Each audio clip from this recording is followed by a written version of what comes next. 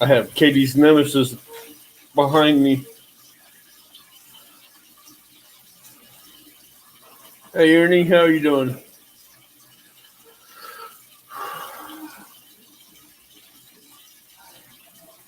Survival LT, how you doing, bud?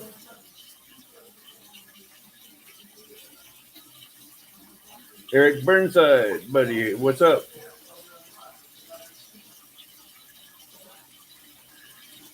Jason, how you doing?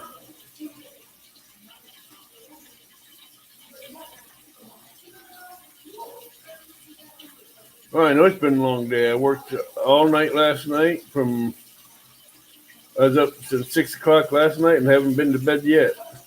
Hey, Lisa Lee, Sean, Maurice. It's okay.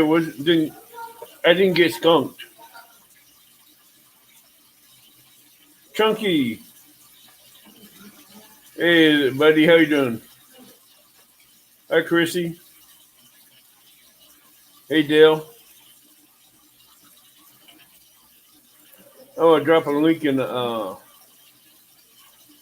chat in case someone wants to like to come up and chat and just hang out and chat tonight for a while. Hey, Katie, how you doing? Katie, if you want to come up, you can come up through StreamYard through the back way instead of through the link.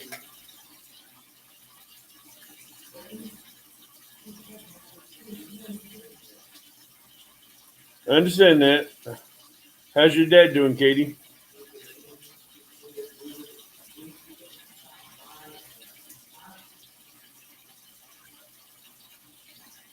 Robert James.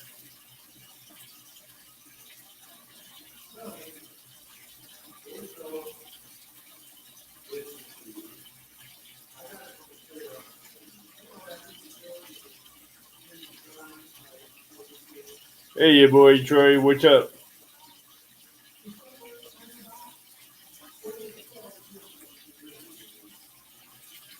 As you noticed, there's no a panel wall behind me.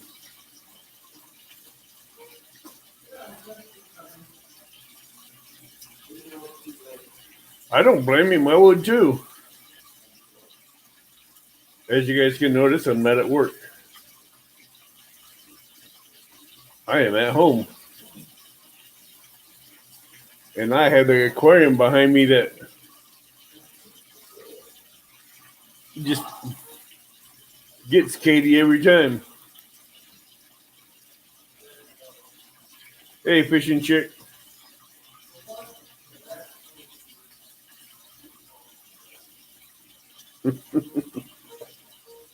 Katie, I think you do better when you're up here on screen instead of trying to type it in chat.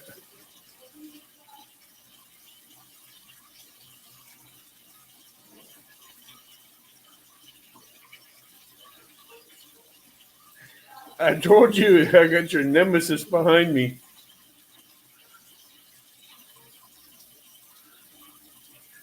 Katie, I think this aquarium is your nemesis.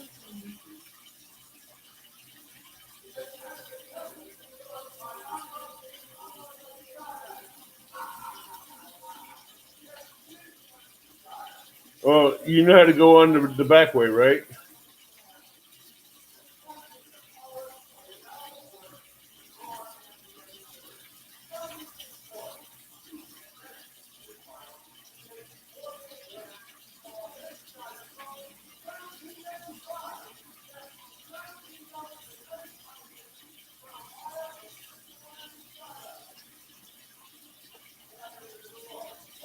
Yeah, just hanging out for a while tonight, just chatting, see who wants to come up and talk.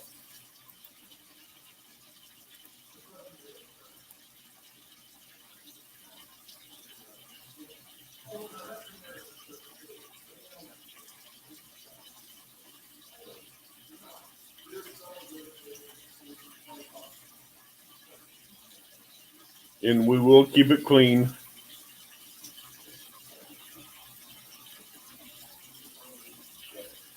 Fishing, Dale fishing.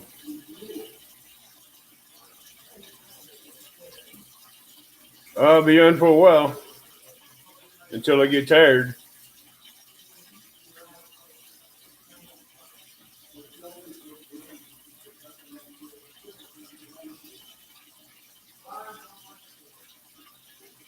The fishing trip lasted me until about 3 o'clock. But I didn't catch any cats, but I caught about 18 bluegills, so I didn't get skunked. Hey, Hez, what's up, bud?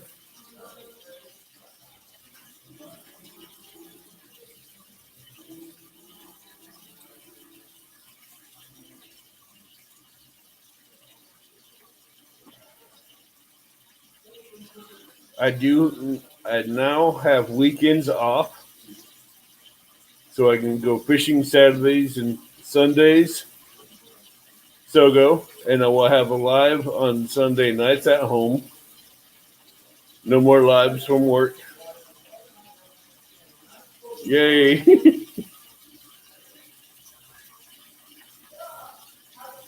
I will work Monday through Friday from 11 to 7.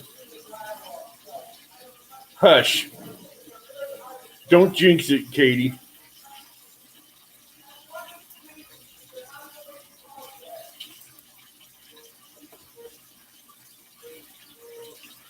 Don't jinx it, please.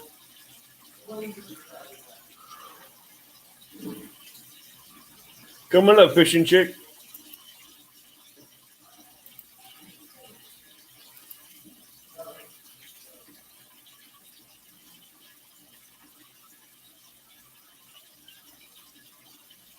Hey, Mike Cole, Mike Irving, Sogo.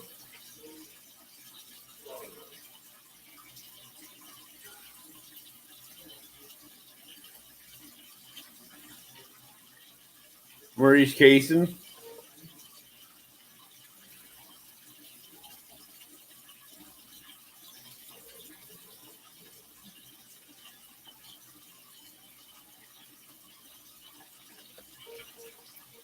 I'm trying to see if someone will come up and talk with me.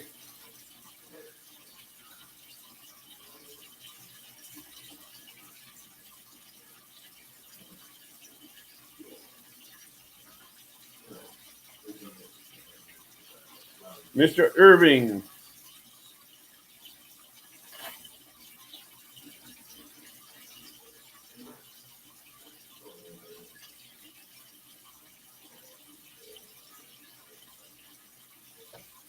Trying to see if I got any takers in here.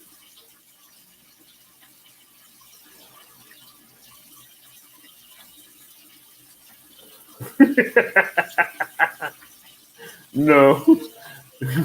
Katie, I just think you don't look at aquarium.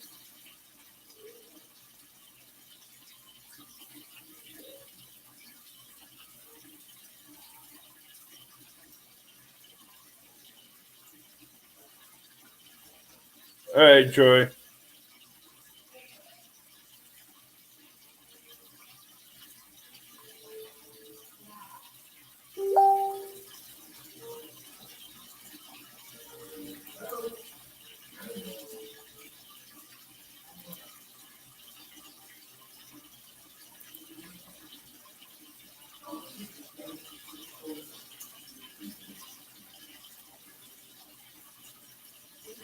Huh? What was that, Sogo?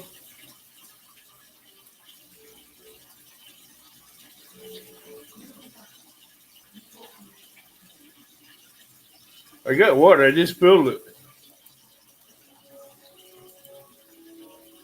JB.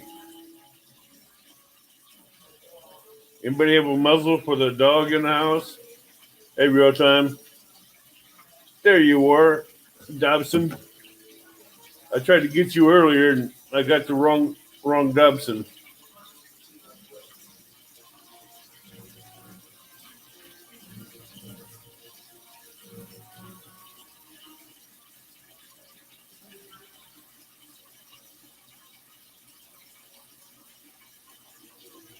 There you go, Willie.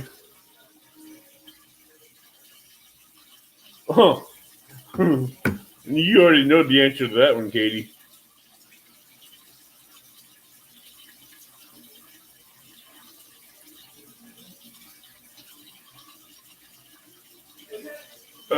Sean, if you looked at the bed of my truck right now, I think I spent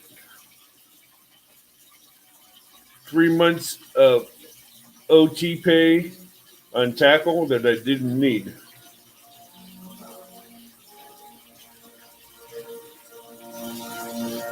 Yeah, but Katie, you know this ain't going nowhere.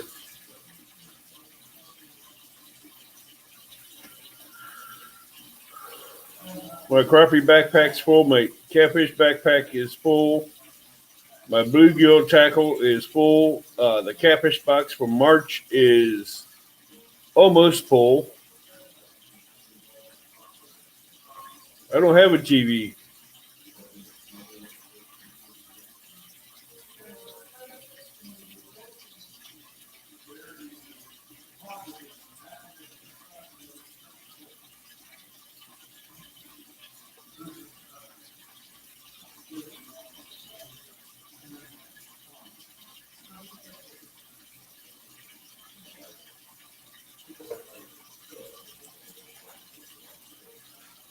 Why would you want me to?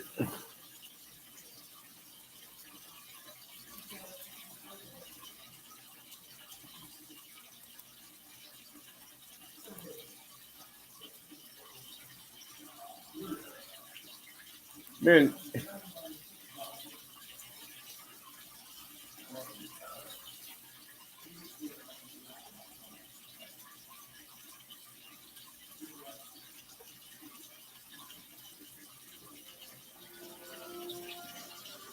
Sean, if you knew exactly how much I spent in the last 3 months on catfish tackle and bait tackle and crappie tackle, your catfish bill would fail in comparison.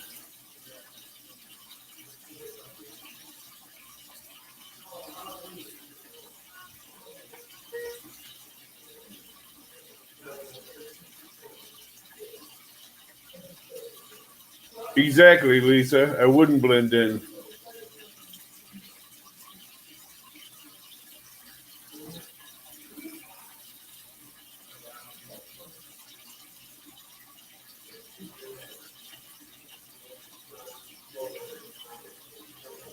Well, this person that's going to be getting this catfish box, I know who it is. Oh, we got someone coming in. Hello. Hey, Survival, how are you doing? Pretty good, Bub. How are you? Good. How are you? Been a long day, but I'm enjoying it. Right on. Yeah, it's been quite interesting today. What is that? My whole family came over and hanging out for a few minutes, and I got more family coming over. So I don't know how long I'll be able to be on here.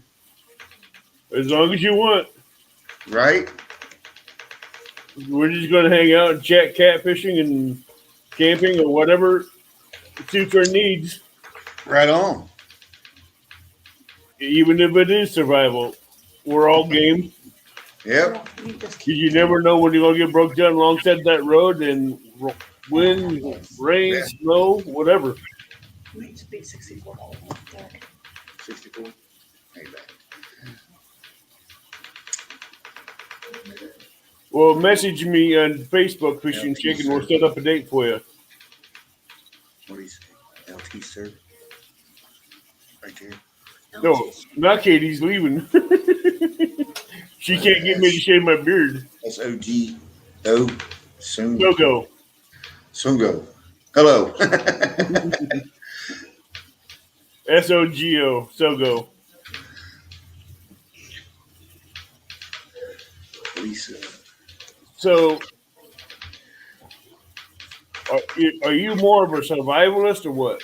Now, a little bit of both. I mean, I do prepping and canning and all that stuff. So, yeah, that's I got some videos on canning, So you're more of a making strawberry jam stuff. right. So you're more of a prepper style survivalist. Yeah, well, then did I talk about survival stuff too?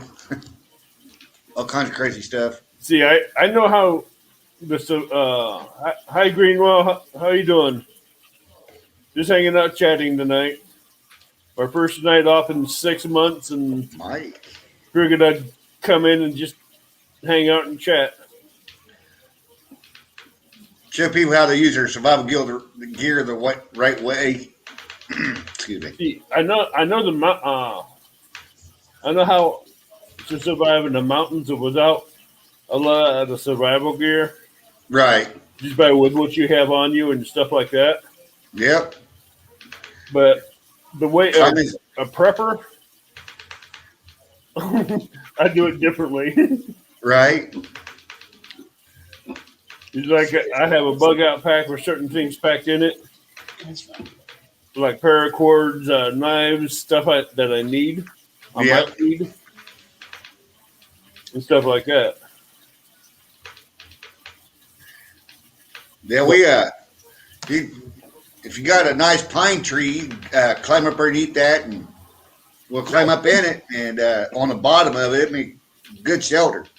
Oh yeah, underneath makes good shelter. The pine needle is a good fire starter. Yep. You can also drink the pine needles for some Tea, calcium C and yeah. make it out of a tea. Oh, we got another one popping in. What's up, Abbott Survival? What's up, Hey, brother? what's up, bub? Hey, boy, how you doing? Doing all right? How y'all doing tonight? Good. Awesome. Glad to see you got to go live today, Abbott. This is my first day. I went straight from work to the lake. I heard that I was supposed to go today, but stayed up with the kids all night playing, and yeah, I didn't go to bed till probably halfway through your live, and I was like, well, I'm gonna go to bed, and then I'll get up in a few hours, and I'll try to hit the creek. That didn't work. I went straight from a graveyard shift to the lake, and still haven't been to bed yet. I wouldn't doubt it, buddy. You stay up for days at a time. I used to do that, but I don't do it too much no more. At my age, I shouldn't be doing it, but I do it anyway. Yeah, I normally sleep about 4 hours a day. But yeah, here lately I've been so wore out from work that I've been sleeping 6 or 7. So when I hit the bed, I didn't get up till almost 4 o'clock this afternoon. Now they're talking severe storms. I'm like, well, I ain't trying to go sit down in the creek in storms. Exactly. I stayed on that lake until 3 o'clock. And at 3 o'clock, I didn't want to leave because I didn't have nowhere to go. I didn't want to come home. I wanted to stay there, but Right. I understand that. and potato chips on the lake was not enough snacks to keep me there. Oh no. You need more potato chips. The guy my size, yeah, I need something more than potato chip. Yeah. I usually go down without many snacks, and I'll sit out there for about 8 hours. But I usually eat like a big meal before I go, and then when I come back, I'll eat it like 6 or 7 more times within an hour or two. Yeah. Well, if I would have had this plan better, I'd have had a small grill and a cooler with some meat in it and some drinks. But it's just like work first day off. Bye. Yes, sir. I didn't even think nothing through of it. I'm like, see ya, don't want to be ya. Turned off my phone and left. Yes, sir. That's how to do it. Turned on my phone when I got home tonight and had 3 messages from my boss. He goes, "Where are you? Let's go fishing." I'm like, "Oh, You're late. the lake." He goes, "What are you doing there?" I says, "Because I'm fishing here today because it's close to home and my truck's going in the shop tomorrow. Me and a friend of mine's going to get it fixed. And next weekend, I'm going down to Red Lake. Bye." He goes, Why'd you turn off your phone?" I says, "In case you called me to cover someone's shift." No doubt. I hate being on call. I hate being on call. I used to be on call. Let's see. I don't mind being on call, but we got a guy in the second shift that does not do his job. It seems like third shift takes care of the second shift Yeah. because they don't know how to do their job right. I was gonna say the same thing, Survivor. I work the company I work for only has 2 shifts. We have first shift and second shift. They're both 10-hour shifts. And we come in from for night shift or second shift because I work second. I work from 5 o'clock in the afternoon till 3:30 in the morning.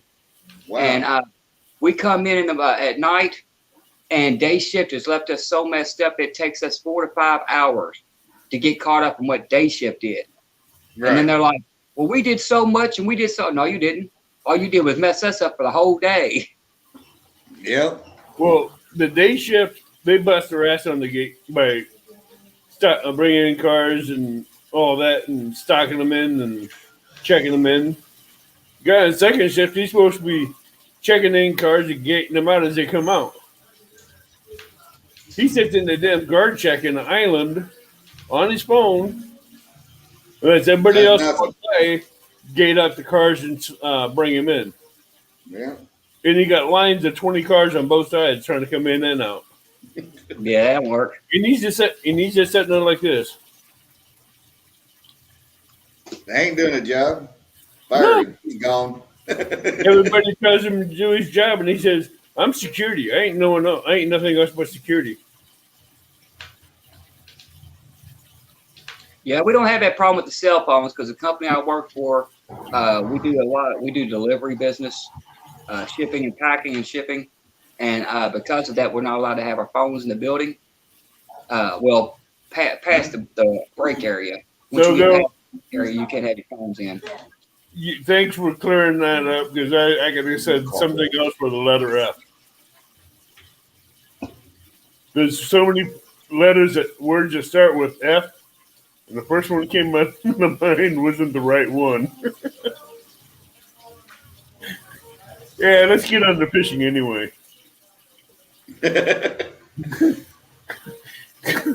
So you gotta watch how you put that letter in there, throwing that F word around. Fresh. Yeah, I had a chance to go fishing at night, turned it all down. If it wasn't raining right now, I'd be back into the lake with some bluegills and throwing out my rods out,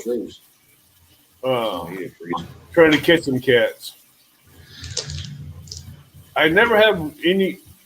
Do you guys have any luck during the daytime trying to catch big cats? Oh yeah, I do. Daytime. Early in the morning. I catch them all day long, morning, day, afternoon. Actually, I think I landed a couple years back. I think I landed a 43 pounder right about 3:30 in the afternoon. Everybody's like, "Fish ain't biting." I'm like, "Yeah, I probably ain't." So yeah, I mean, they'll bite at any time. Hey, Mad Catter. I normally if I'm on the river, I can catch a few cats, like 10, 20-pound cats during the day. But at the nighttime, the monsters come up to play. Oh yeah.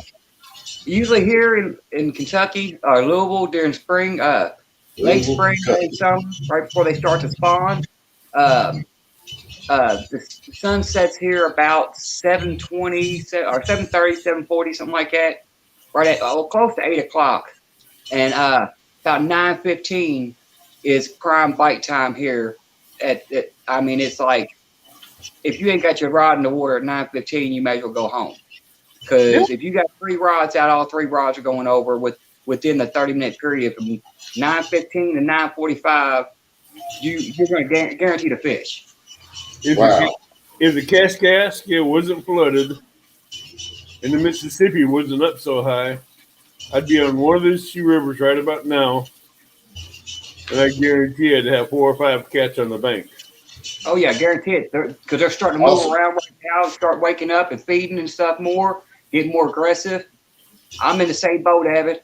The river here, because I fish the Ohio River, it is flooded past my banks. The last live I did last week, I go down a hill like this to go to my spot, which is a little beach area.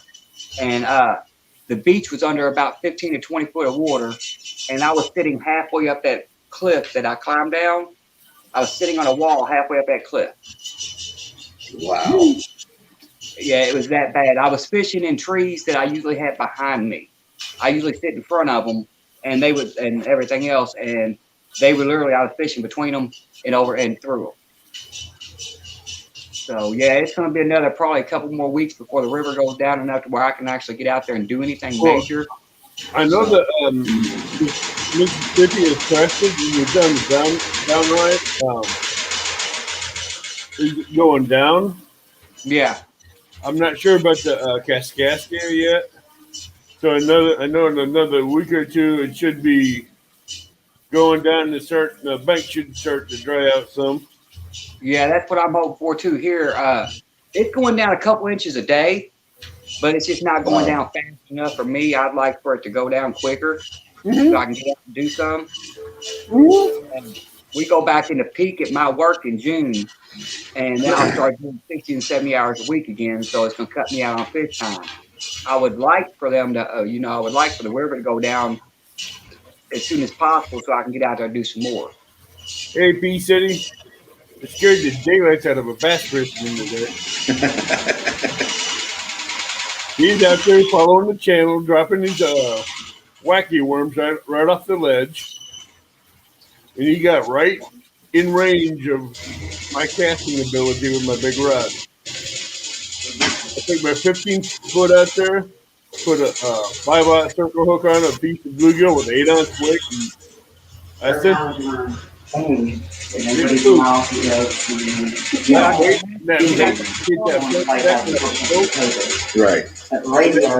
on the boat, almost jumped it. But they're only going to have it in the top open when we start, not from the bottom down. Yeah, I can imagine. Probably can't have across the river. After it's all done, And 8-ounce weight, that Bobby thing said had it's nothing to get family. He's Hitting that fly not with having anything down there. it was like a shotgun from 100 yards. So I don't know. I wouldn't doubt it. Yeah, I got to use 8, 10, and 12 ounce sinkers here in order to. Most of the rods I've got barely hold that weight to cast that whip, but I can usually get it at about 80 to 100 yards out.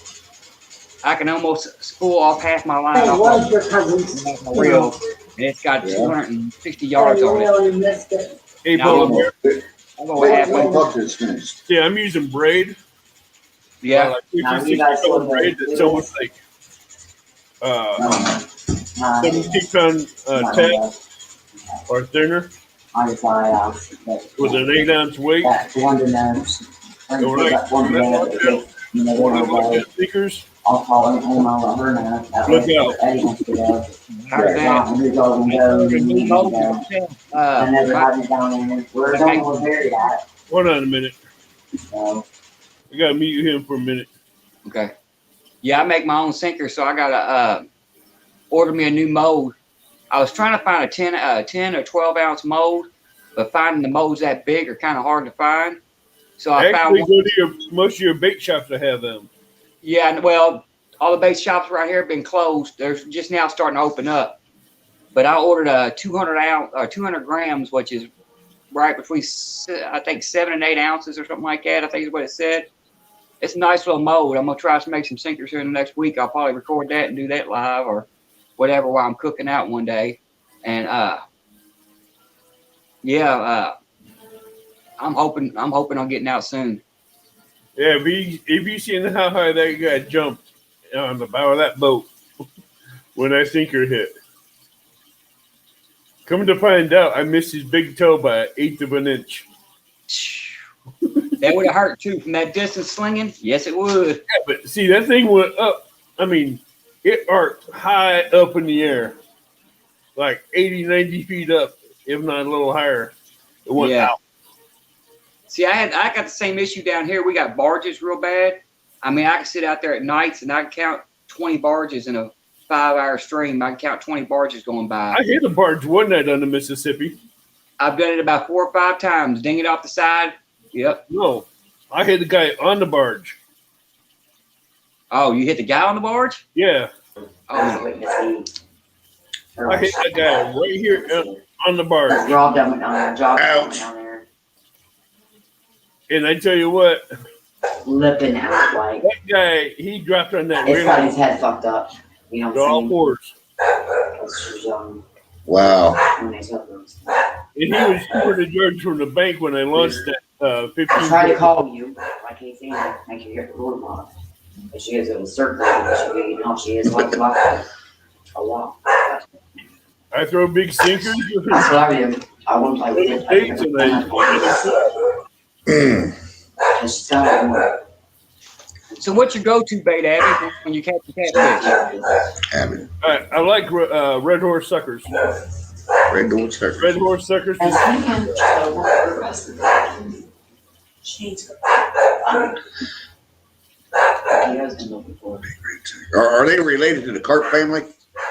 Yes. There was like a carp and buffalo,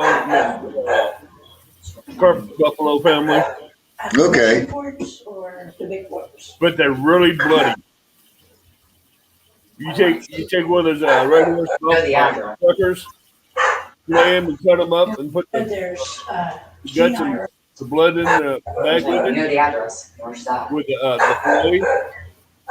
Let the blood out the bones go all in meat, and you take the extra stuff and throw it away. That's between you and I. You know what I'm saying? Yeah, Wow. All right, Susie, I love you. let me tell you. You got bloody fillets that you can just cut up, put on the hook, and cast out there.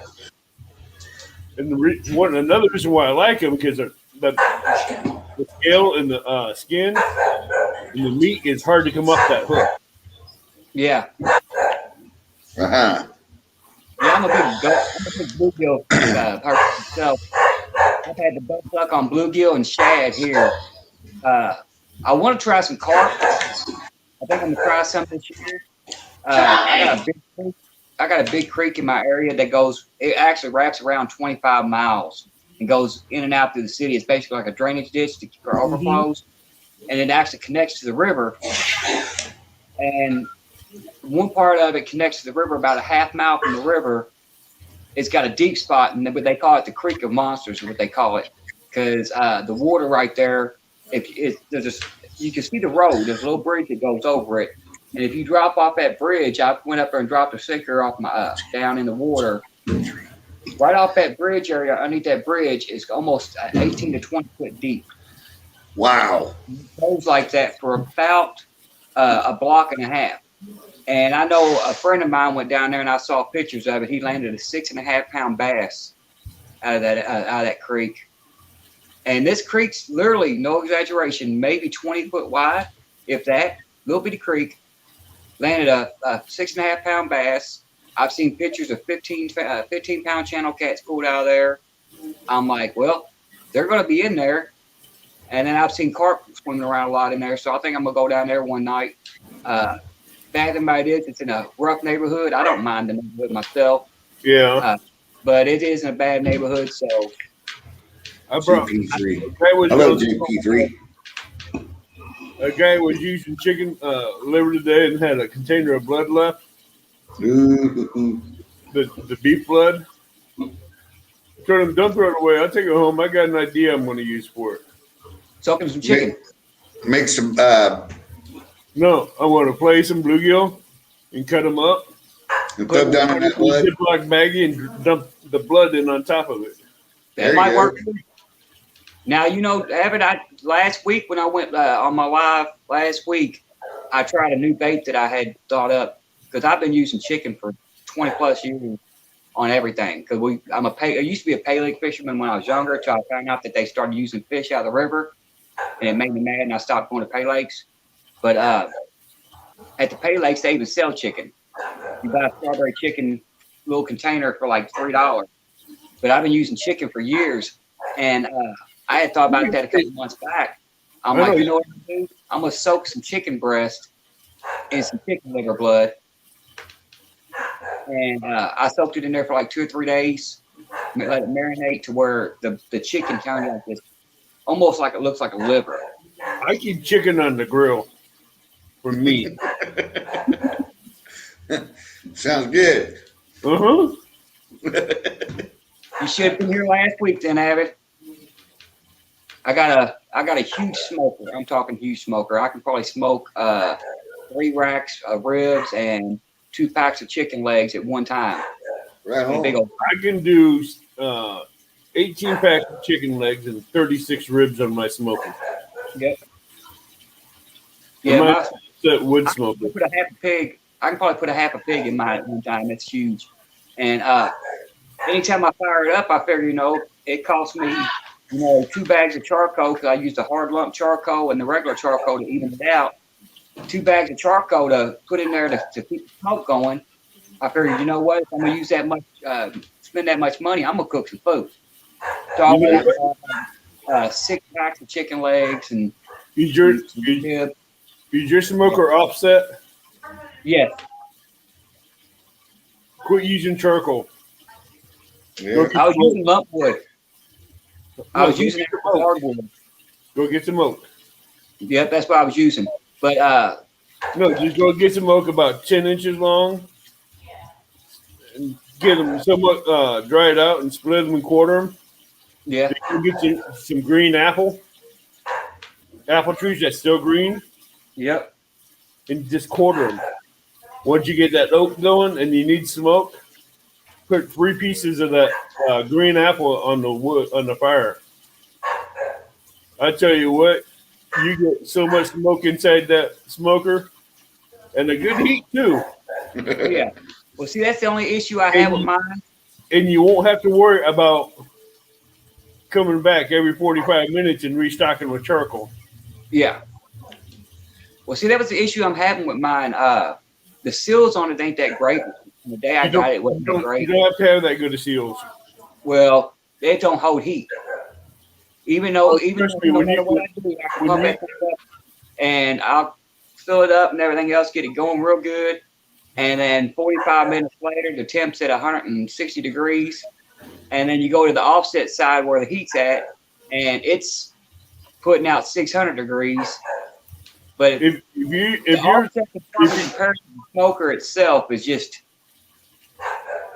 it don't match up. So if you're throwing oak in there, it's gonna get that whole smoker up to about 250. well, see, I did that last year. I went and bought a whole brick of oak, and I filled that sucker up. I mean, it was cooking good, but like I said, it loses temp quick because I mean, you can literally once the smoke hits, it comes out of every orifice. I mean, Wow. there is no seals in it whatsoever. Then you might have to go get you some seals for your main door. That's what I'm gonna do. But here lately, I've been putting like, They have to be fire retardant and heat resistant seals. yep. Here lately, what I've been doing is bottom of the The smoker. girl came with the window.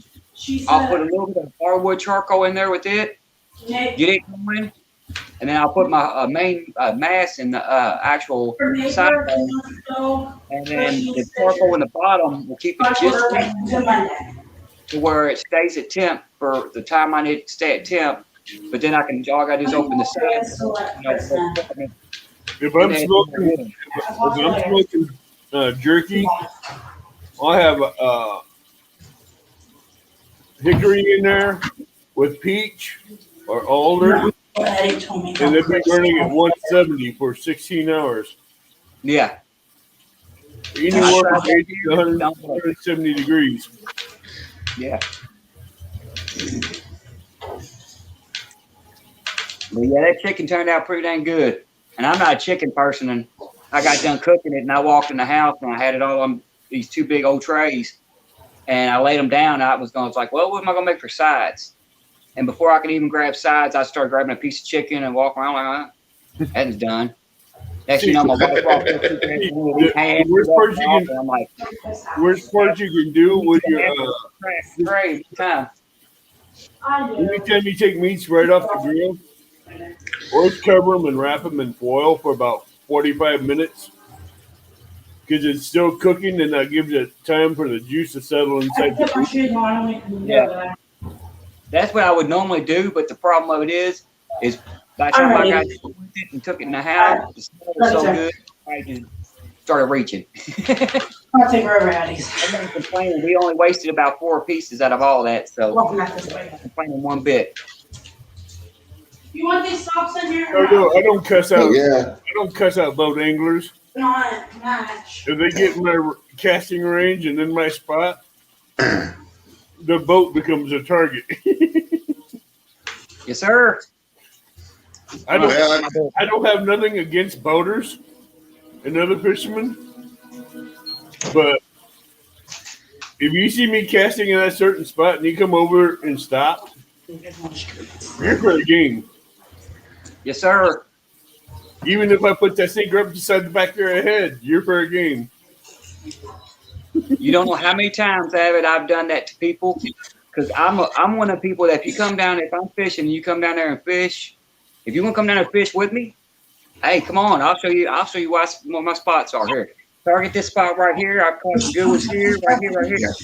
But when you start crowding me and getting too close to me for no reason, because I go down the river and if people will cast, I'll be casting straight out like this, and they'll cast right here, try to cut me off.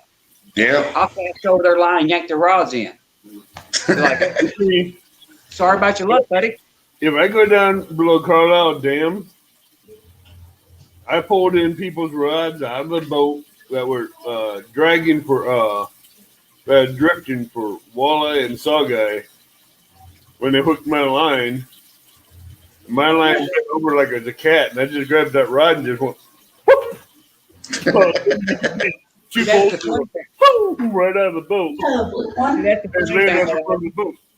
That's the funny thing about us cat fishermen. See, the one thing that these boat fishermen that have these small, like bass rods and stuff like that they use out there, and they set up, and then you have something like you said, a drag for stuff.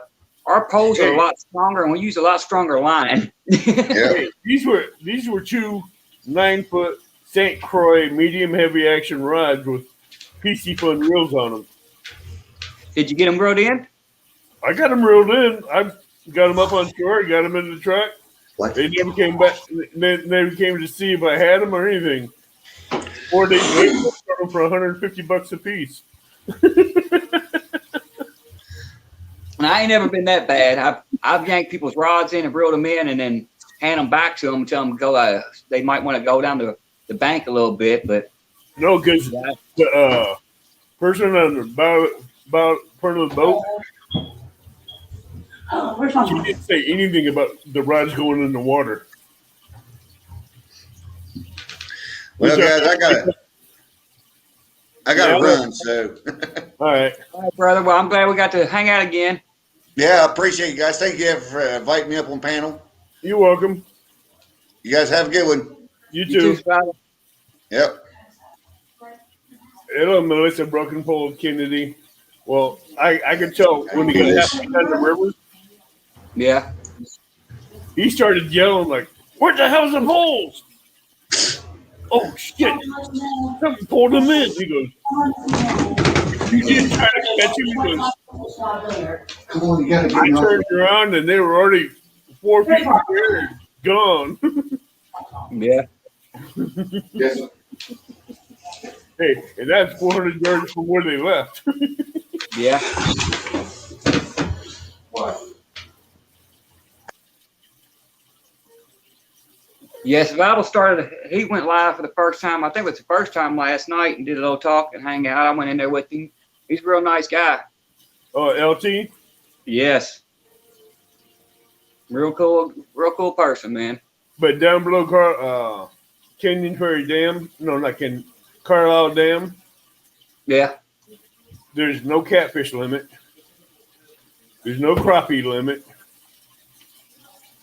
I mean, you can take crappies out of there like that all freaking day long and fill up your buckets and your live wells and don't have to worry about no limit. Really. Yeah, we got quite a bit. Bass, sawguy, and walleye they have a limit on. We got quite a few limits on almost every fish here, except for in the river. The only fish they have limits on there is paddlefish and sturgeon. Other than that, there's no limits anywhere. See, there's no sturgeon down below Carlisle Dam. We have sturgeon on the Mississippi. Yeah, I'm planning on going down. Right now, I'm working on getting a vehicle. My buddy's got a vehicle he wants to sell. It's giving him problems, and I thought about buying it because my truck gets 8 miles to the gallon right now, and my front end's falling apart and everything else. So I can't take it anywhere. I can't even get it on the expressway right now. So I'm debating on getting another vehicle because I really want to hit Wolf Creek Dam down by Lake Cumberland. I've seen quite a few big fish come out of there. I know they're sturgeon like crazy, and I really want to target some sturgeon this year. I want to get basically. I'm never going to get away from catfishing. That's my thing. I will always go catfishing no matter where I go. I've got a catfish rod in the water, but this year I would definitely like to try to target at least some spoonbill and some sturgeon because sturgeon's always been one of my bucket fish lists. You want sturgeon? Go to the Mississippi. Yeah. Oh, we got someone in the basement. He looks like a Mormon. No, I'm just bald, so I know that. You look like a Mormon. I know that. Yeah, I like that hat. I like the hat. The Creole hat. Oh, no. Nope. That's palmetto. Palmetto. You know, I had the catfish and crappie hat on today, and I had the palmetto shirt on today. Sorry, I had to go back up and mute YouTube. I tell you what, I think one jinxed the other because I wasn't catching no cats. I wasn't even catching the crappie. I'm like, what the hell? Yeah. I ain't even been fishing today. Today is my day with the girls. That's what you hear in the background over there. Kids, They got TV on. Oh, I understand that. So that's why I'm out here in my garage because my kids are up and my daughter gets loud. So I can't do nothing in the house. I got 7 people living with me, so it gets real loud in that house real quick. oh yeah. Okay, so, go ahead, David. Troy, what bike are you riding? That's been asked a couple times, and I'm assuming you're like me and can't see chat. Oh, the bike? That's little United Motors 200cc. That's actually it was a spur of the moment bike. I'd never heard of them. And I found out after I tried it, there's only like 6 or 7 of them in the United States of that year. So getting parts for it was almost impossible. That's my small junk bike, but I ride it around because it gets 70 miles to the gallon. Hey. So, and I'm actually started customizing it. When I got it, I paid $500 for that bike. I put it in my my living room. Well, actually, I started off in my living room, then wound up in my kitchen in my apartment, and I was living in an apartment at the time. I rebuilt it from ground up in my apartment, painted it in my apartment or out the back door, and it was all custom painted. I had ghost skulls that was shining through the paint. It was all candy red. Turned out beautiful, had lights on it, and then it got beat up the first year I had it out. First day I had it out, my neighbor bumped into it, knocked it over, cracked the front fender. Took it to work for the first time. Somebody drove into the back of it as it was parked, cracked the rear fender. And I'm like, y'all got to be kidding me. Then the gas tank leaked. So I had to take the gas tank off. I put a Honda tank on it. And then after that, the front brake cylinder went out and leaked paint, leaked all the way down the paint. But I can show you a little bit of it close up of what it used to look like. Now the seat's all cracked. But I don't know if y'all can see where the candy red was at. It had skulls and stuff in it. But yeah, all that right there just got ate off of it because of the thing. I mean, there's still skulls and airbrushed in it and everything. But yeah, it was nice painted and everything. That's going to be my fishing cart this year. I'm actually going to try to restore it. The seat got cracked real bad because I had to leave it outside year before How last. do you make a motorcycle into a fishing cart? Oh, because I'm going to put my sissy bar, as I'm going to call it. I can't use the real word. My sissy bar in the back of it, strap a bag to it, some rod holders, and I'm going to ride it back and forth to the creek because it's only 4 or 5 blocks down the street. Well, when you get the right holder towards your back, the way it'll be behind you instead of in front of you. Yeah. But I would take my baby down there, but if I take my baby to the creek, I won't catch a fish for an hour.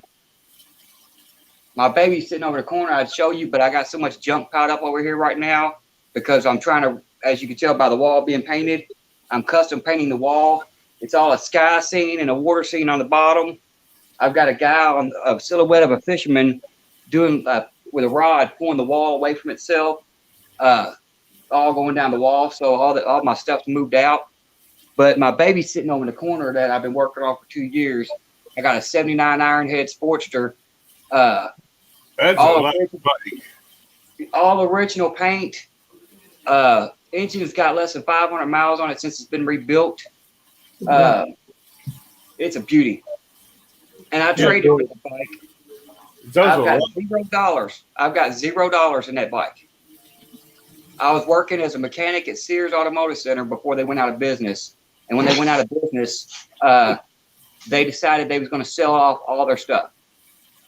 Since I was one of the mechanics, I bought one of the AC machines, one of the coolant machines. Well, I bought 2 of the coolant exchange machines, transmission fluid exchange machine. I bought all these big machines because I was going to start my own a shop in my garage.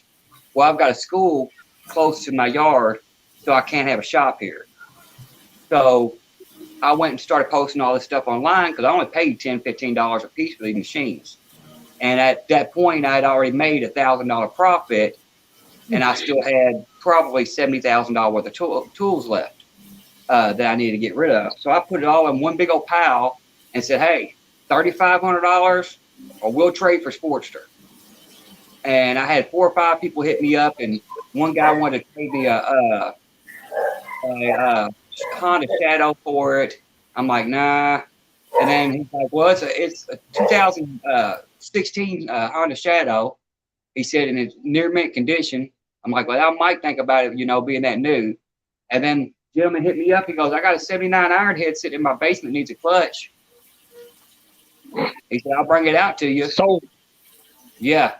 And the bad thing about it is, Sogo, I've got to go checking into the details of it. But I might have lucked out on that bike, and I don't know if I'll keep it because of it or if I'll wind up getting rid of it. It's a possibility that it was one of the original Hells Angels bikes from the 70s and 80s. You're going to get rid of it. Do what? And you're going to get rid of it because it's one of the Hells Angels bikes. Well, no, I'm not. Not for that reason. The money. Yes. Reason why I say that is I found out that the Grateful Dead used to use Hells Angels after they got in their big conflict. They used the Hells Angels for basically a bodyguard at their concert. Security. Yeah, well, they had bought 100 motorcycles, 100 Harleys with between 78 through 83. They bought like 100, 1,000 Harleys or something like that when I was reading online, and was giving them to the Angels so they'd have reliable bikes. Well, when I bought the bike, the side panel has the Grateful Dead logo engraved in it, and some initials engraved in it. And the back, the sissy bar has the Grateful Dead logo in it. Mm-hmm. So I was told by a buddy of mine that's actually what they call the Little Outlaws that's down here. And he looked at it and he said, yeah, that looks like you might want to get that checked before you get rid of it. I wouldn't get rid of it because that's a Grateful Dead security bike. Yeah. Well, if it's a Grateful Dead security bike, you're sitting on thousands.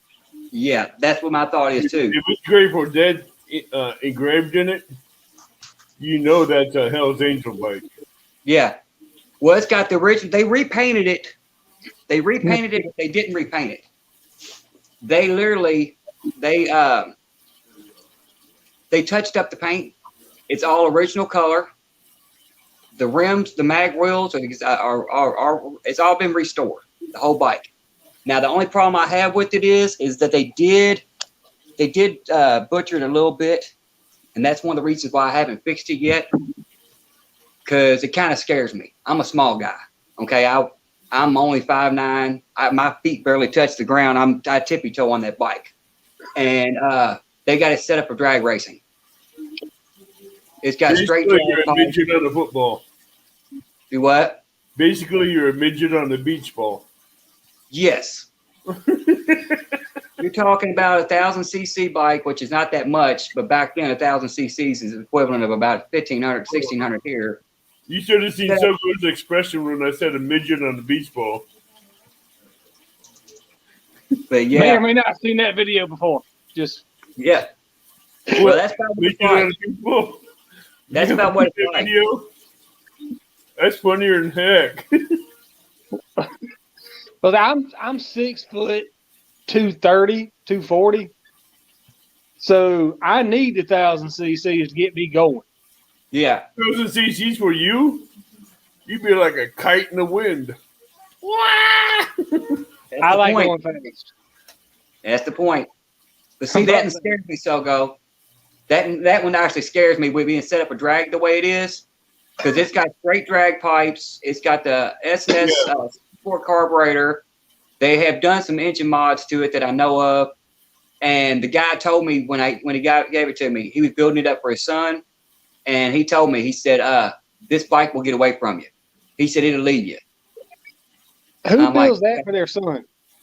Do what? You need a guy that weighs almost 270 to 300 pounds on the back of that bike. Yeah. Who would build something that gets away from them for their son? Well, their son was riding bikes for 10 years. And since they was little kids, since they were 4, they was dealing with bikes because he's a biker son. And they had 9 bikes at the time. And he'd been riding since he was like 10 years old. Oh, Well, you're Gary Dan.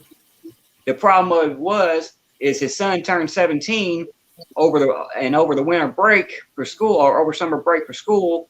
He went from being like 4'9" to 6'5", and put on about 100 pounds. And the bike was too small for him then. I figured you would, Dan. So he's like, well, now I'm going to just get rid of it. But yeah, he wanted, they set it up for drag. I started up in this garage, and my garage is not connected to my house. I got like a 12 to 14 foot patio I got to walk through to get to my house. I could start this bike up out here in this garage, go in my house, and my house shakes. It shakes the ground. Try 1947 Panhead with Suicide Ship. Start that in your garage and see how many windows you have left. Oh, you won't. I cracked my window. I literally cracked my window. No. Speaking of that. The 1947 Panhead will incinerate your windows just from the sound. Yeah. Now this thing right here, Glass everywhere. this thing right here is not that loud. I try to get it a little bit louder because I don't like quiet bikes. And when I first pulled it out, I was embarrassed to ride it because it's only a 200cc. I'm like, this is a joke. But you know, it's something to get back and forth to work on. And I wound up pulling up to a restaurant one day, and I had a whole group of bikers come in, and there's like 30 of them. I'm like, here it goes. They're gonna laugh at my crap. And sure enough, they walked over. They're like, man, I love that paint job. Did you do that? I'm like, yeah. He goes, where'd you get that done at? I said, I did it. I actually had one of them show up at my house about a month later and drop off a tank for me to do his tank for his bike. And they were sitting there looking at it, and they're like, man, I've never seen one of these. He says, this an old Triumph? I'm like, no. He goes, the old Indian? I'm like, no. I'm like, it's a United Motors. He goes, oh, what? I was like, well, they originally started in the United States with the blueprints from Indian and Triumph, and they modified and made their own stuff. I said, but yeah. I said, it's junk. Sogo, do you have ants in your pants? Yeah, I just gotta keep walking around. I got a bad knee, so whenever I'm sitting there, I'm stationary for a bit, it starts hurting, and I gotta start moving again. So I'm gonna try sitting for I'm a sorry, I minute. just had to ask us. I just keep you see if you jump up like you had ants in your pants. Yeah, I got my right knee is bone on bone, so Yeah. it's I one of the things. apologize for that joke, but As I'm due for more injections just to get me moving again. yeah. I'm dealing with the same thing, Sogo, but it's my left knee. If I sit in one spot for more than 5 minutes, when I go to stand up, it'll drop you to the floor from the pain. And then after I'm up for about 5 or 10 minutes, I'm fine until I go to sit back down or bend that knee anytime. You know, I don't know what's going on with it. My wife goes, go to the doctor. I'm like, no, you made that up. Now, how do you get off catfishing again? Well, I caught my PB channel cat this past Sunday. That's cool. Really? I was like, I don't have an exact weight, but he went from my nipples to my knee brace. Hey, Ed, Epic, how are you doing? So I can't say exactly how big he was, but he felt 15 to me. Hey, that's good for a channel. That's great. Where are you in, Sogo? I'm in South Carolina. Yeah, that's not bad there. So we've got big How are you doing today, bud? we've got big channels, but that one I almost lost a rod holder, a rod, and a reel all to him because knee locked up, and I went to get up, and I face planted. That was one of them. If video was rolling, that would have been blooper of the year. Hi, Jeremy. Yes, sir. I had that issue. Two lives ago, I went out and the water was up a little bit, and I had just moved outside my move spots, and I had moved. I wasn't going live. I was recording, and I moved the camera over. I moved it over first, and I set it up. And I'm like, should I turn it on? I'm like, no, I'm not even going to turn it on. I'm just going to go get my rods because they're over on the other side of this tree. And I had to walk in front of the tree right next to the water and like hug the tree to get around it to get to my rods. I was coming back and my feet came out from underneath of me. And I come up about 3 foot in the air. I smacked the bank, bounced about 3 times, rolled it towards the water. And I'm like, I should have turned the camera on. My thing was, if I'd have had my chest mount, I would have had camera rolling because I usually roll film basically the whole time that I'm out. I just go back and cut stuff out if I had my chest mount. Yeah. I was on my tripod, so I had to reach over and hit it. And when I went to do that, my knee said, nope, you ain't getting up. And it was, Goodbye. yep. And I'm sitting there just like, please, God, let my reel and rod still be there because I really like those rods. Hey, at least you got it. That's all that matters. I was like, I got him in, and you see me limping around in the video. The video is quality as crap. I don't recommend anybody watch the last video I posted, but it was good fish. I'm going to do a video on these bank rod holders I get from this bait shop in Alton. They make them, but they designed them after when they made them. They were being used to hold 12-foot flagpoles in it with flags on them. And when the wind would bend them, it pinched that bottom of that flagpole and hold it. But when I put my 11 and 12 and 13-foot catfish rods in there, and the cats bend them, those rods ain't coming out of those rod holders.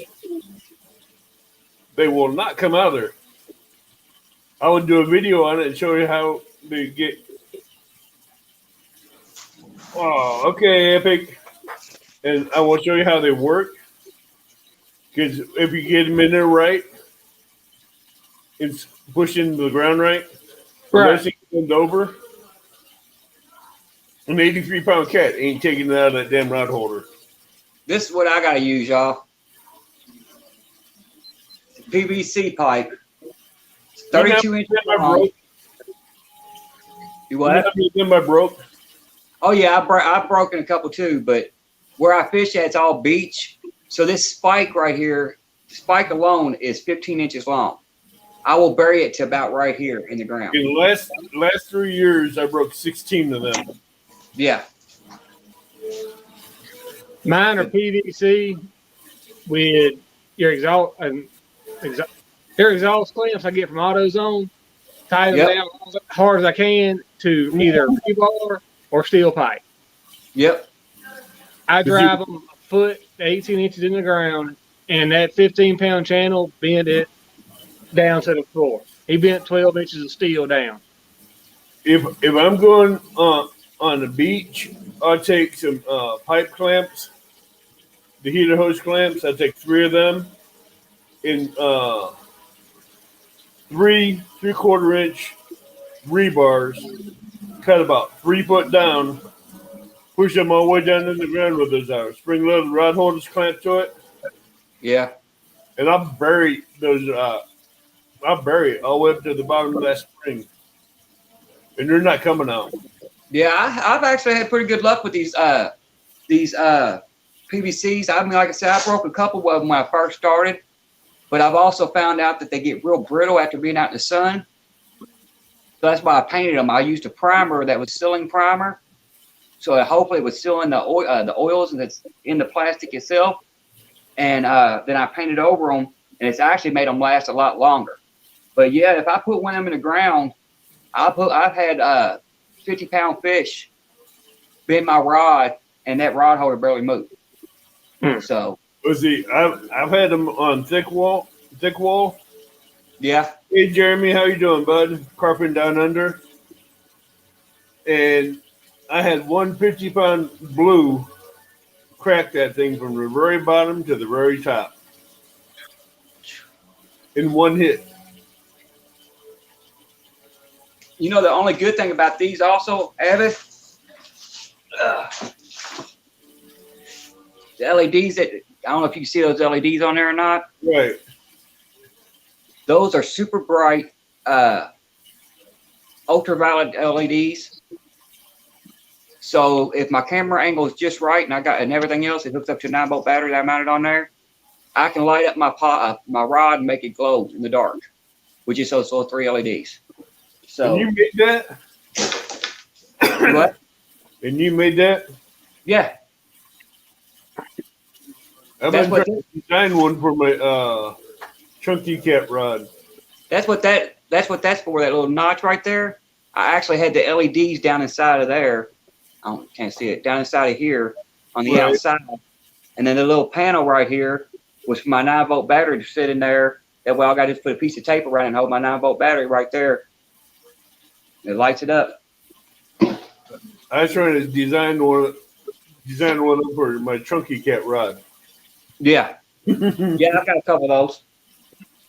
I paint all my rods. I paint most of my rods anyway. I've always done that for years and years. I've always painted my rods bright colors. But yeah, I've been using the neon paints for years. I actually started off with the safety yellow about 25 years ago because that was the only color you could find. My stepdad worked at a company, and he brought a couple cans of the spray paint home that was a safety yellow. And I'm like, what are you going to do with that paint? And he goes, I don't know. I said, I got an idea. I'll be able to see my rods at night. And I went out there and I spray painted all my rods. And I still got one rod that's probably 25 years old that was actually, I think, a carp rod. Not a carp rod, but a crappie rod at one time. It broke the tip of it off. And now it's about 4.5 foot long, if that. And that's one of my favorite catfish rods. Yeah, I okay. use if I'm fishing on a small dock, it just fits perfect on that dock. And that's when I was doing all my dock fishing. And I tell you what, I've landed 50, 60 pound blues on that little rod. So, Hey, but it's little bitty old rod. That's yeah, my baby. I'm gonna get rid of it. I went and bought me a dock runner from Shakespeare, or an ugly stick, Yeah. 36-inch rod. Yep. I got the dock team, and that's a beast. I like the ugly stick better. Yeah. I buy them for my kids just so they can't. If they break them, no big deal. And my kids are only young, so Hey, Yeah. you get them the ugly stick, 36-inch dock runner. They're not The going to real- break the rod too easy. the reels Yeah. are crap. I've burned all 3 reels. Yeah. You see, all you have to do is take that reel out, get a Shimano 1000 spinning reel for $29 and put it on there. I replaced them with the PC Fun Vipers. I'm not much of a fan of PC Fun. I'm actually going to do a review on PC Fun this week. I had ordered one of their Chaos 50 reels because Palmetto was talking about them so much. He's like, yeah, you need to get these reels. They're nice reels. And the day I put it on my rod, I had an issue. I hadn't even put line on it yet. Or I had just started putting line on it, and I found an issue that I'm really not happy with. And I thought about contacting them, and I'm like, you know what? I'm not going to mess with it because I don't feel like messing with it. Here, getting anything shipped is almost impossible. So I'm not trying to go back and ship stuff back out right now. So all they're going to do is say, well, ship it back to me and we'll fix it. Well, I'll fix it myself after I show, my concern. Because it's not just my concern. I'm not looking down on the company. I actually did a video when I was joking around. I never actually released it because my editing software is so horrible and my computer is such junk that to make a 13-minute video, I worked on it for almost 2 weeks and still won't let me save the video. My computer crashes first. You got the same problem, huh? I'm on my phone. Yeah. I'm 100% on my phone. So, yeah, I feel you. Yeah, my editing software is junk. But I had put one out where I was just opening up the stuff, and I made a comment about this issue. I'm like, I like this reel. It feels good. And, talking about the reel, and I'm like, well, it feels good, but, that kind of throws me off. I hope that's never a problem.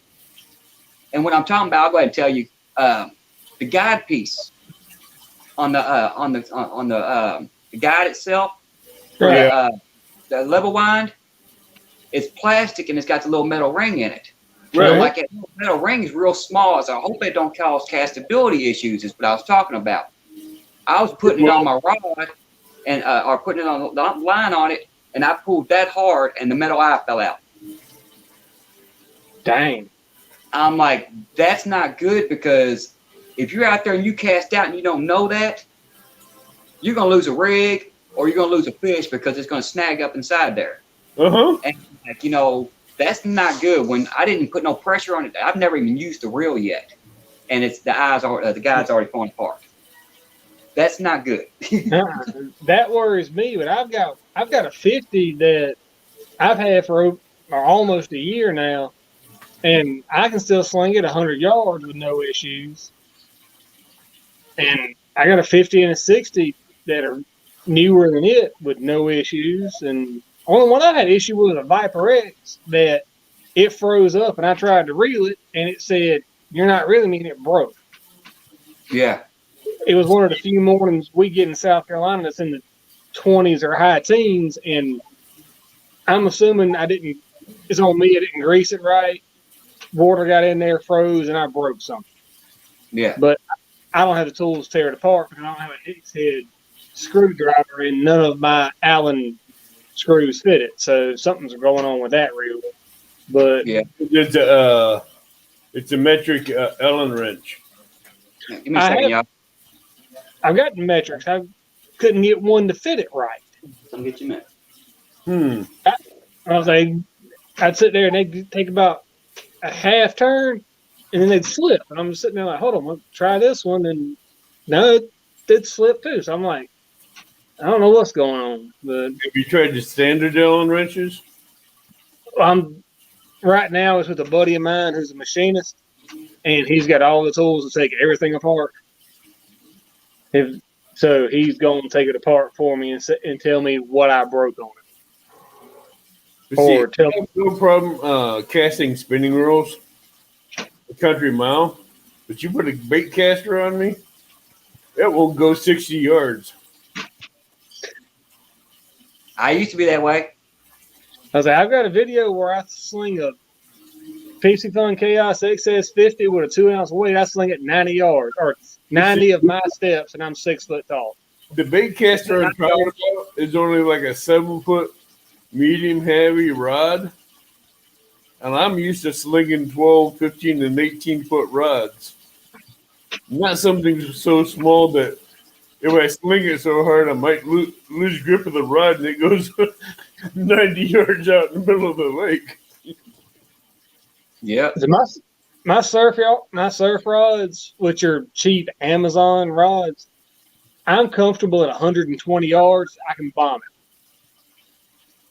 My bait casting rods, which are my close in rods, or my boat rods, which my boat's a 12-foot John boat, and I ain't taking nobody on that.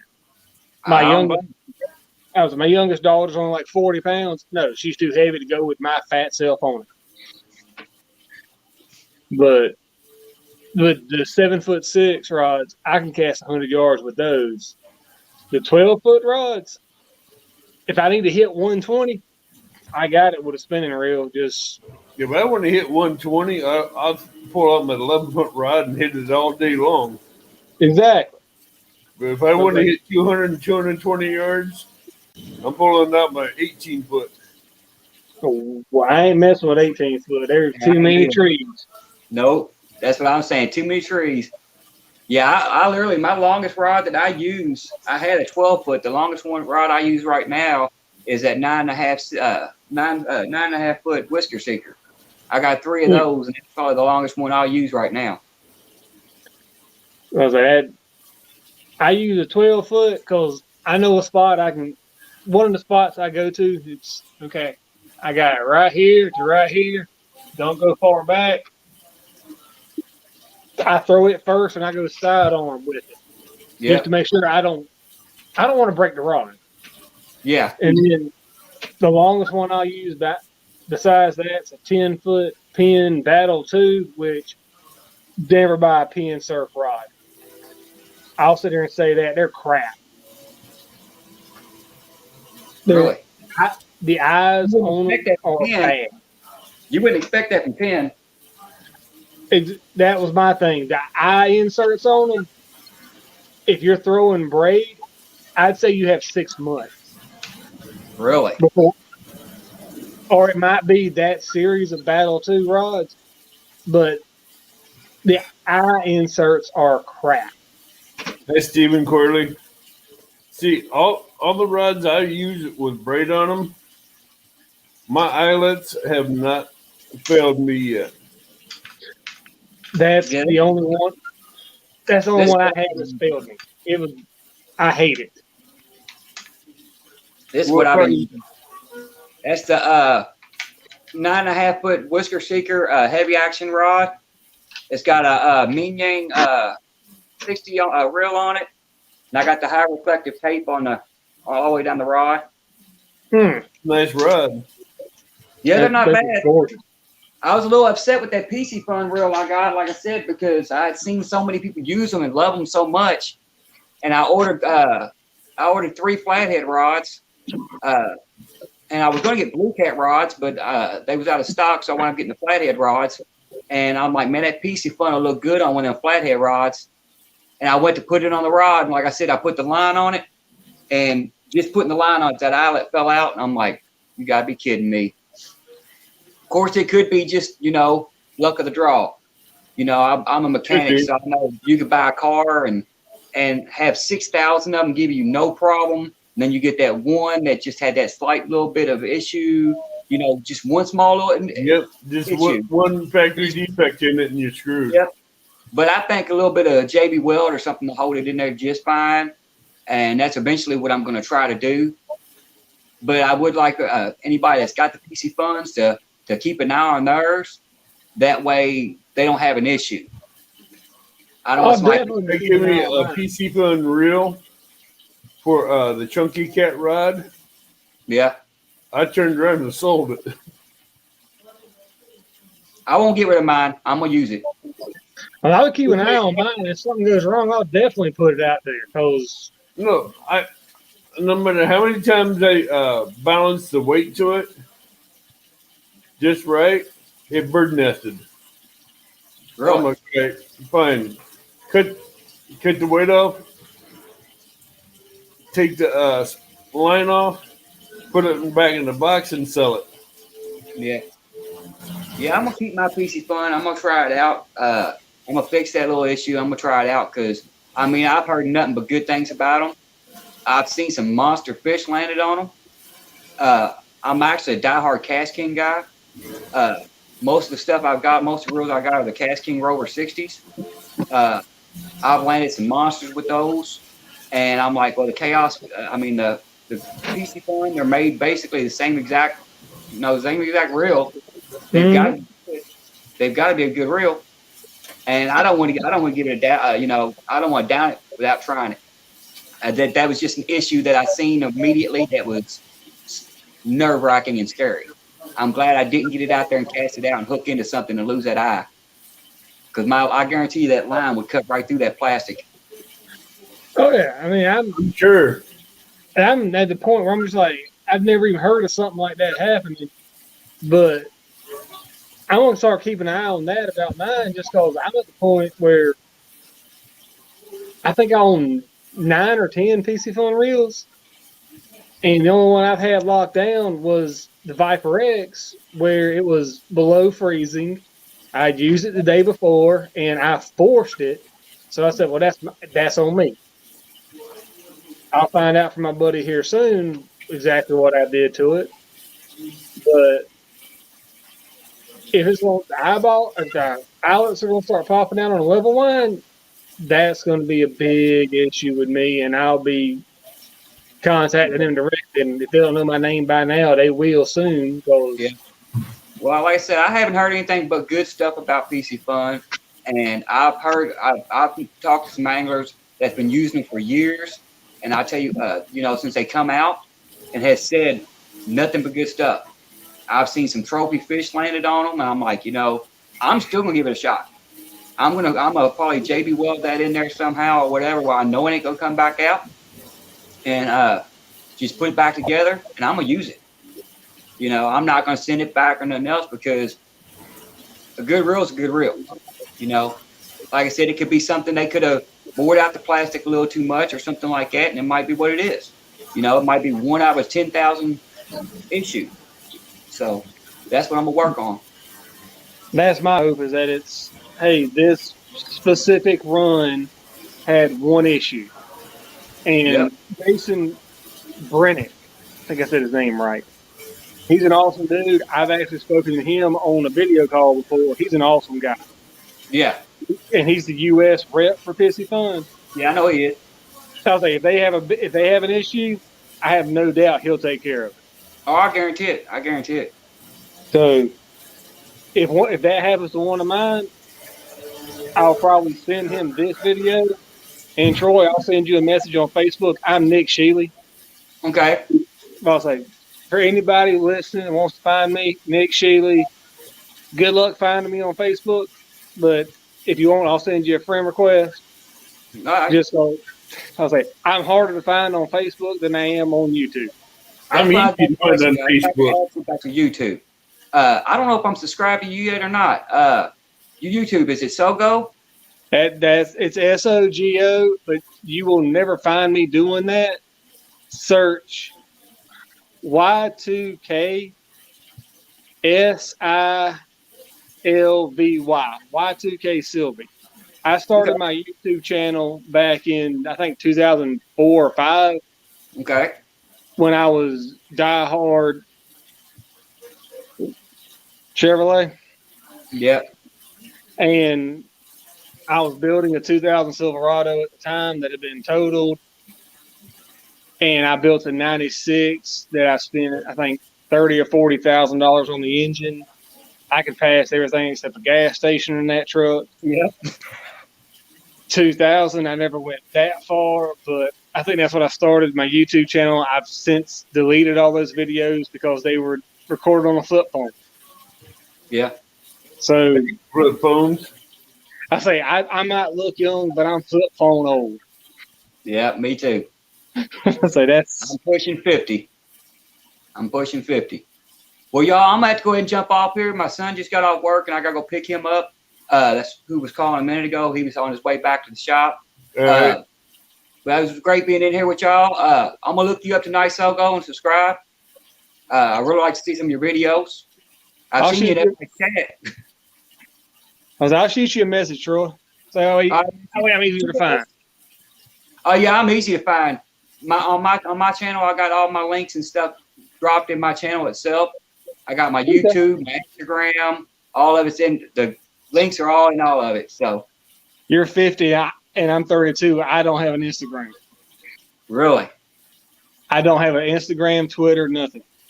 I got Facebook, Instagram, TikTok.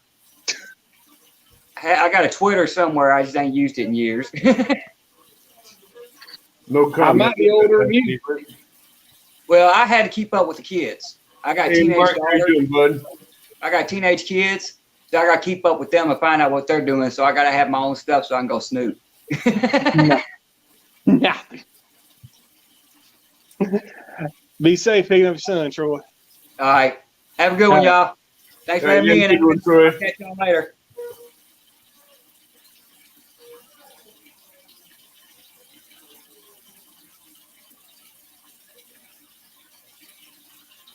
Dan says, I'm 40 and I have no social media. I make friends other ways.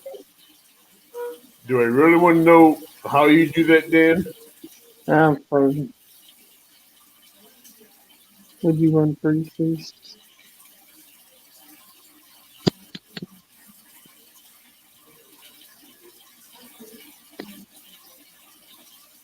I may have to leave too, Avid. My phone's froze. All right. I was like, so I'm gonna dip out and I'll jump back in on YouTube. Okay, I'm thinking about just closing down because I'm starting to get tired. All right, man. Go get you some rest. I will try to. All right. Rest well. Everybody else, love y'all. God bless y'all.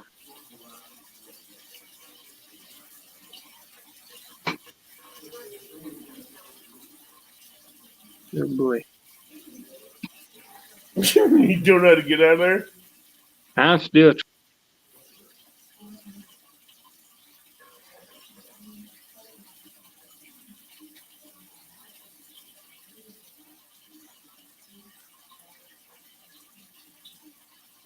Yeah, I just figured I'd come on here tonight for a little bit just to hang out and chat.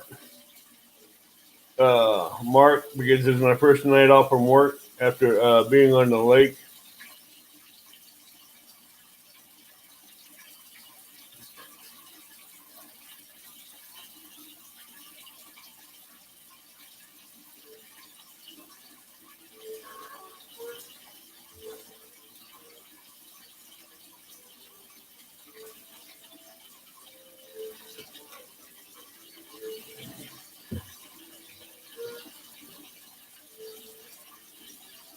Visa, I hope you know I was picking on you. You know you're a sweetheart.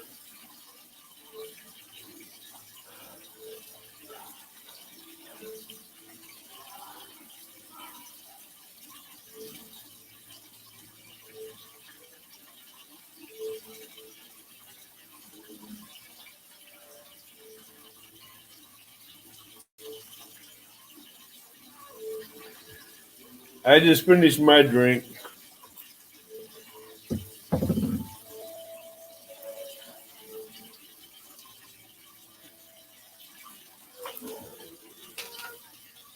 I'm amazed at how far you went in 6 months, bud. 6 months, you grew so fast. It was amazing.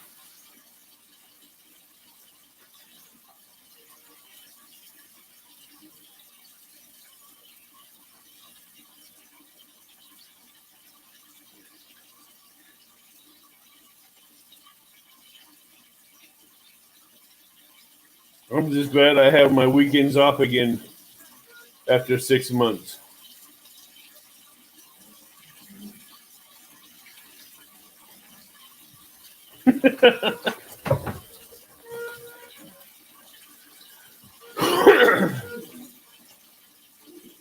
I'm one and only Bigfoot. And no, I'm not no mythical beast.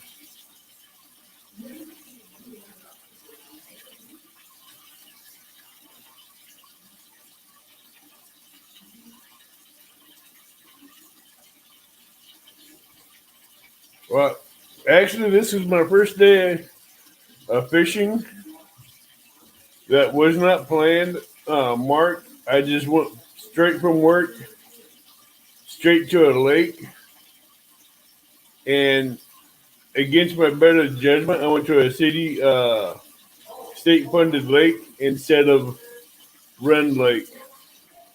So when I went to Rend Lake, I caught crappie, bluegills, and cats. You know, snow ape. Might be a Yeti. Hi, J&S Outdoors.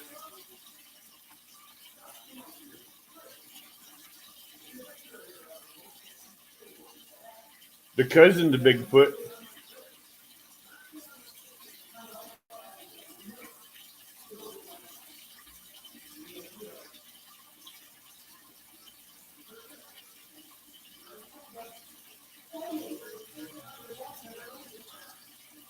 Remember what?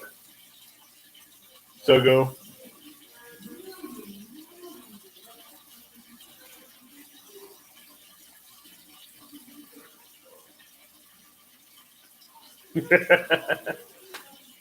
I can deal with us in the way, but still a cousin to Bigfoot.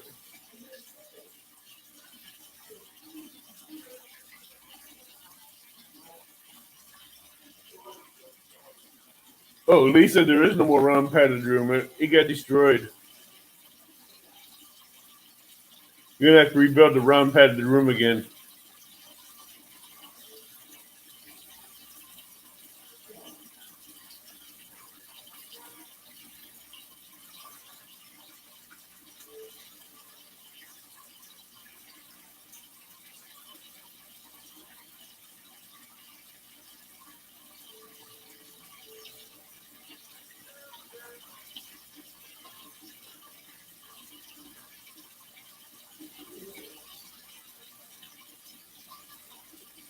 But I got a lot of videos I am planning on doing.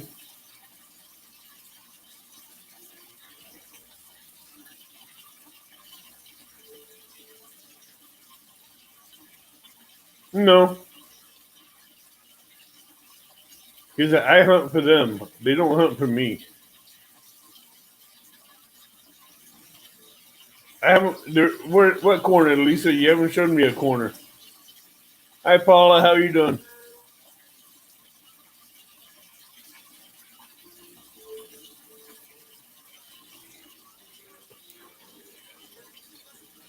But there's some videos I plan on doing, like the rod holders I use for the banks. Some why I use the rods I do, and the tackle I use, and why.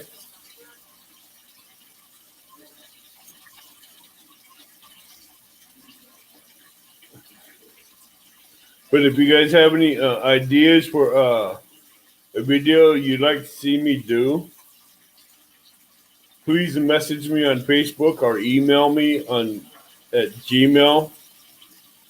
It'd be Dana, KNESAL @gmail.com.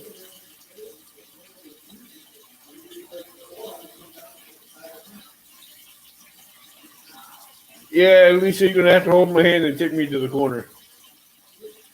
Hi, Paula.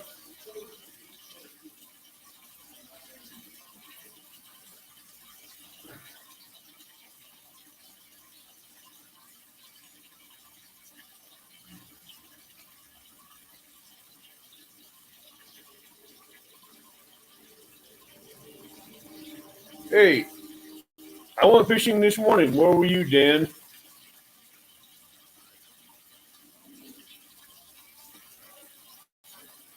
That's easy. I got that one already solved. I got one in my truck.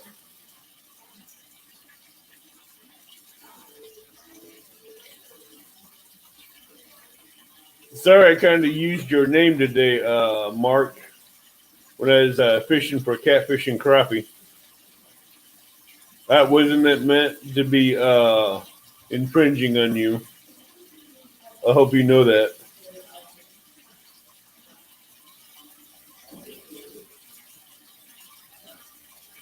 I didn't know how any other way to word that.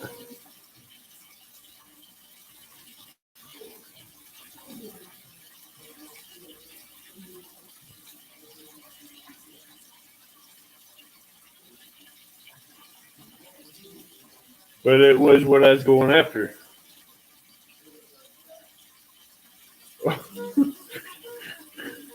Yeah, it may have been a fluffier channel, but it jinxed me because I didn't catch no crappie and I didn't catch no catfish. I had a catfish and crappie hat on. I had Palmetto shirt on. And I didn't catch a crappie and I didn't catch a catfish, but I caught 18 bluegills. I was catching more bluegills than I was catching what I wanted to go after. I was catching more bait than I could shake a stick at.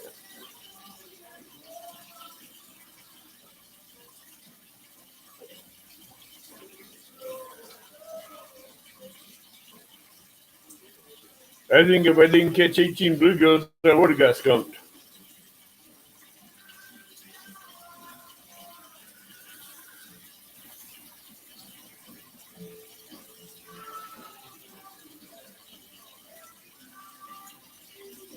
Lisa, I got a rod and reel. Do you use spinning or do you use a closed face reel, Lisa?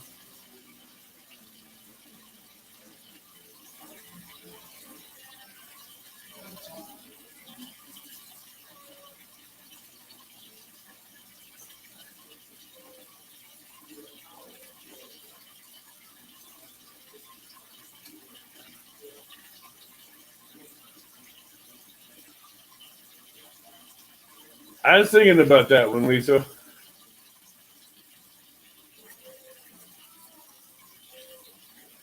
Yeah, I see you rain every time I go out fishing in it, Sogo.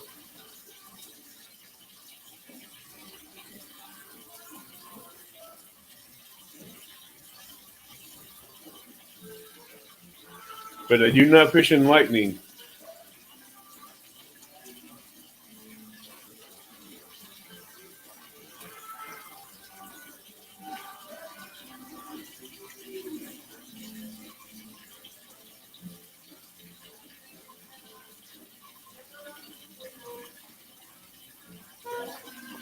All right. I'll go out to Walmart and see what I can find, and I'll let you see what I come up with. Okay.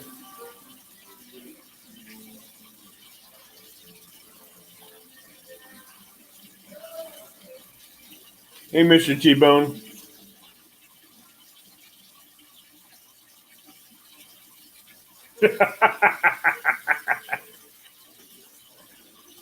Oh, I love electronics.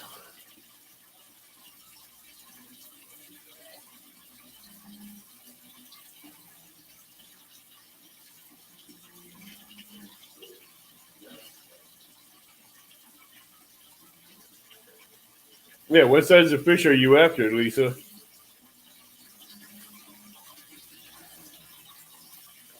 That will help. 10, 15-pound cats, 20-pound cats? Are you after the monsters?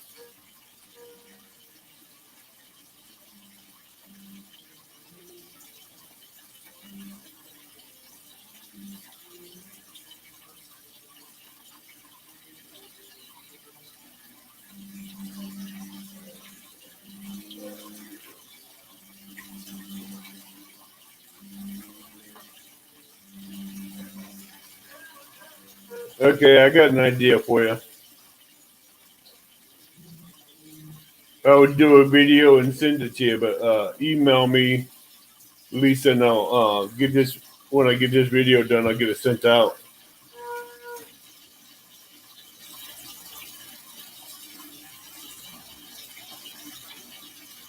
Okay.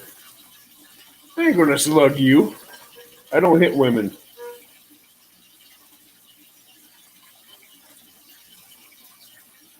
No, you're about to pass out, Dan.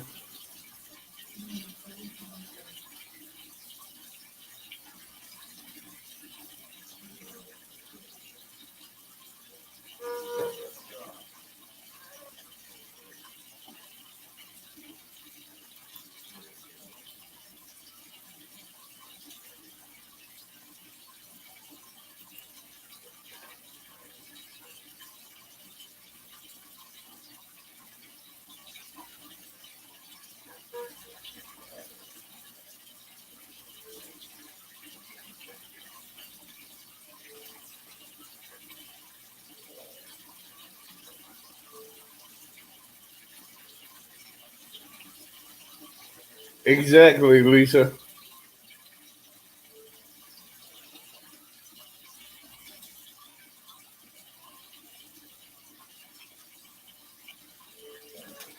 You have a good night, Mark, and I'll see you tomorrow night.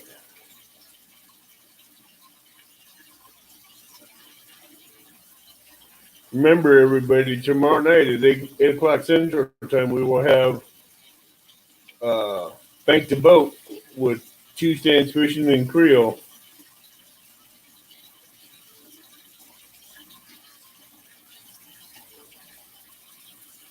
Oh, you don't think you have a wrench, huh, Dan?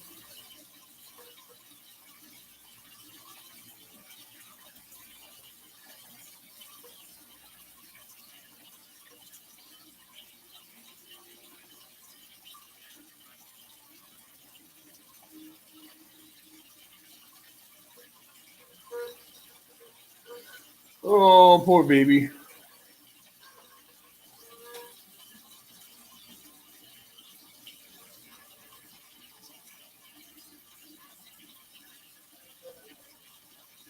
Don't worry, Dan. I got backup in chat.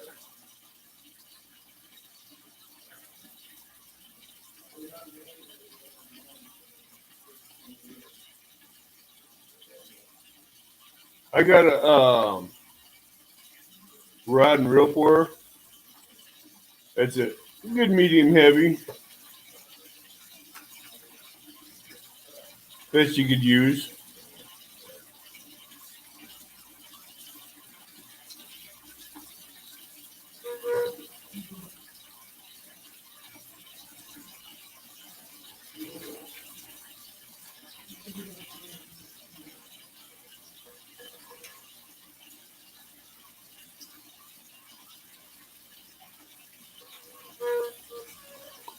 Yeah, Dan needs a metric converter.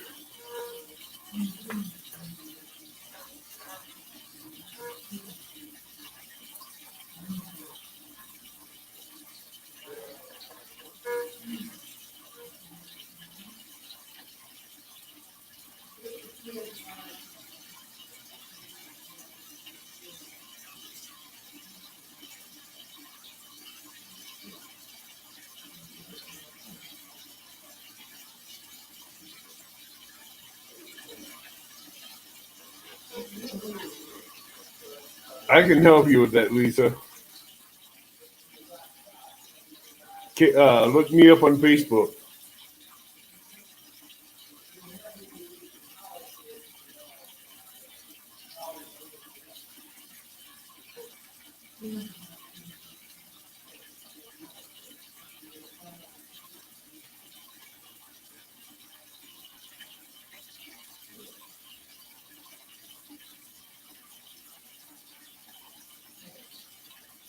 Good night, JNS. Have a good night. Really, Dan? Is that what that's called?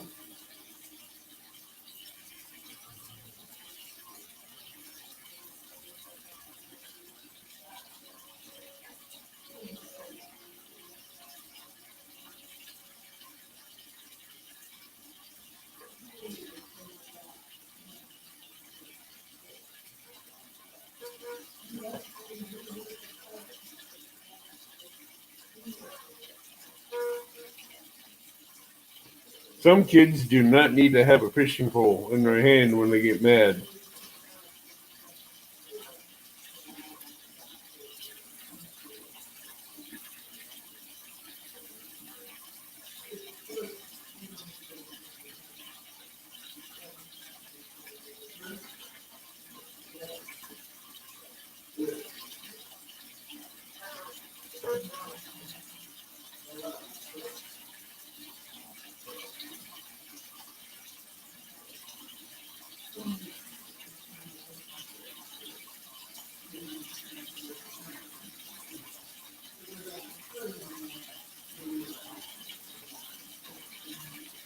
Oh, I bet he does.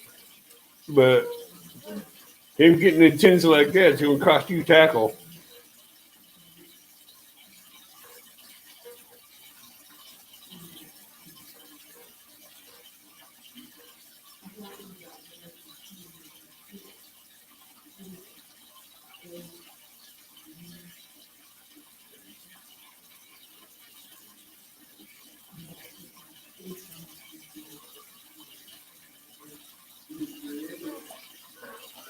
Yeah, one of these days, Lisa, we're gonna have to have you up on live.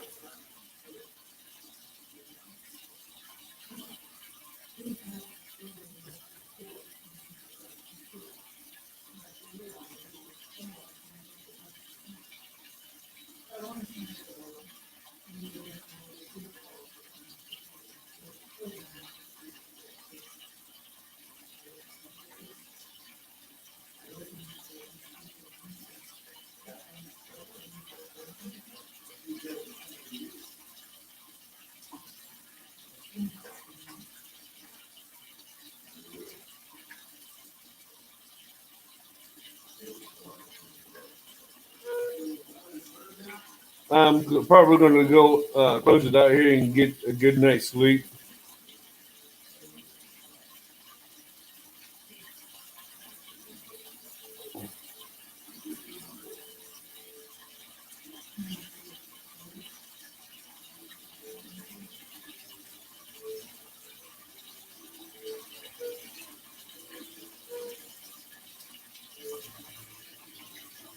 Enjoy, Dan.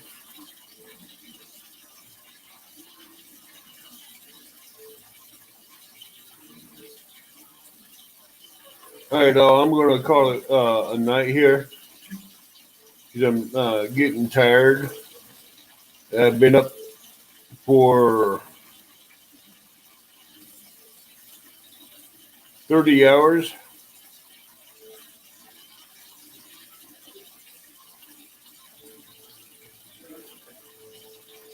Well, see, Dan, I got brisket.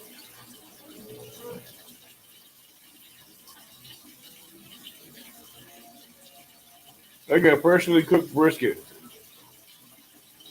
which would take a ribeye and make it obsolete.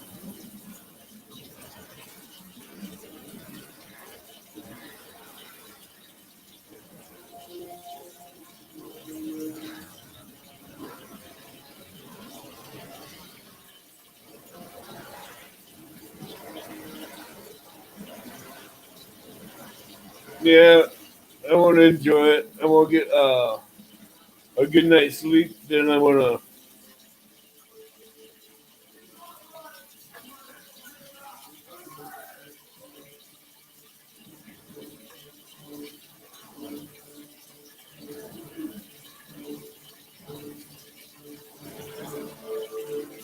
No, Dan, the reason why you said that because you can't cook a brisket.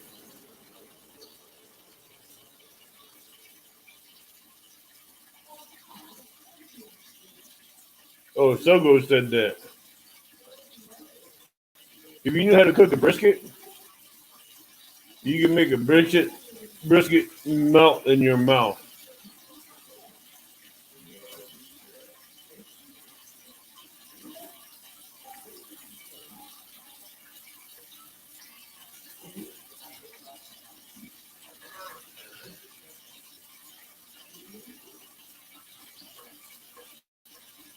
Yeah, message me later, Lisa, either on Facebook or email me.